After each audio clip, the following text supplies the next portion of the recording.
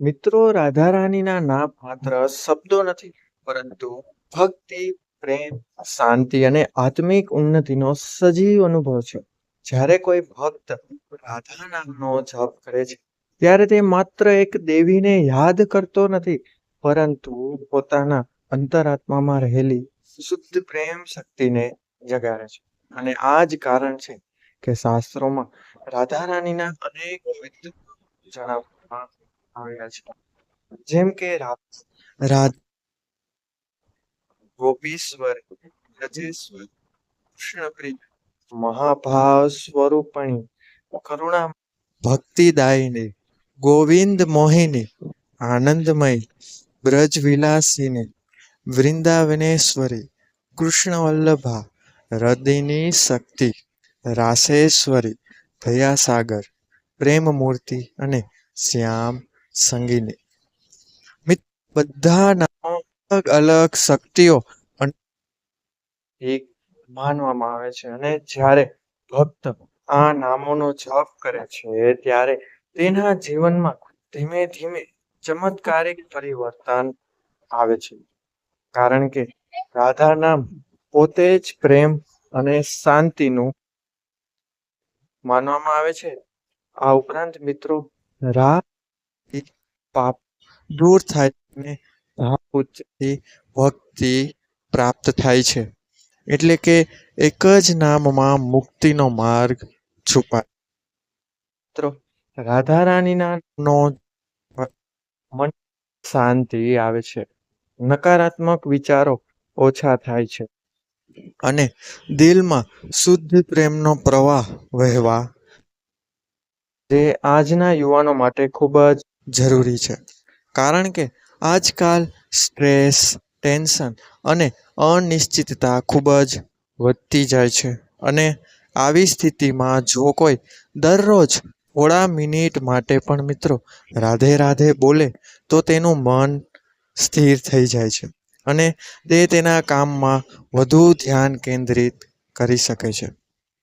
મિત્રો, ભક્તિ ગ્રંથોમાં પણ એવું કહેવામાં આવ્યું છે કે રાધા રાણીના બધા નામનો જપ કરનારને ભગવાન શ્રી કૃષ્ણ પોતે પ્રસન્ન થાય છે. કારણ કે શ્રી કૃષ્ણ માટે રાધા સૌથી પ્રિય છે.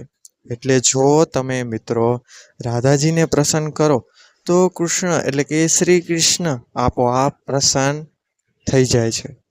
અને આ જ કારણ છે કે વૃંદાવન અને મથુરામાં લોકો એકબીજાને રાધે રાધે કહીને અભિવાદન કરે છે.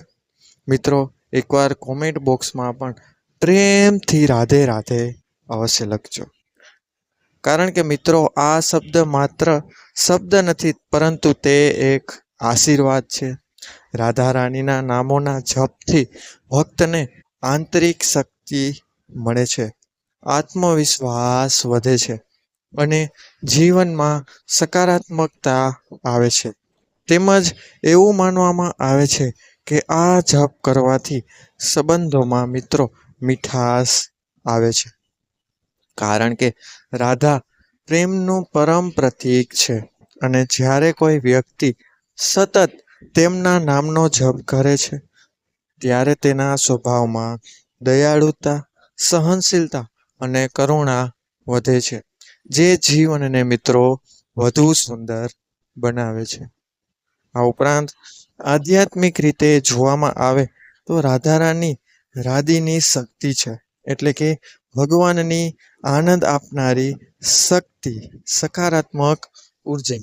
તેથી તેમના નામનો જપ કરવાથી આત્માને આનંદનો અનુભવ થાય છે, જે કોઈ પણ ભૌતિક સુખથી વધુ ઊંડો અને સાચો હોય છે.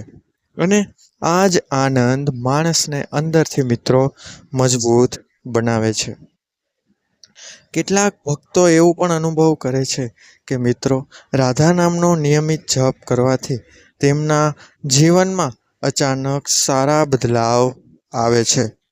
મુશ્કેલીઓ હળવી લાગે છે અને રસ્તા મિત્રો સરળ બને છે. જોકે તેને અંધશ્રદ્ધા તરીકે નહીં, પરંતુ એક માનસિક અને આધ્યાત્મિક અસર તરીકે સમજવું જોઈએ.